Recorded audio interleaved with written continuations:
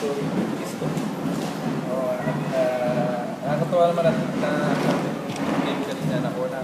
Papasalamat kami siyempre una-una sa taas dahil hindi niya kumbaga ginawa namin yun sa pamamagitan niya.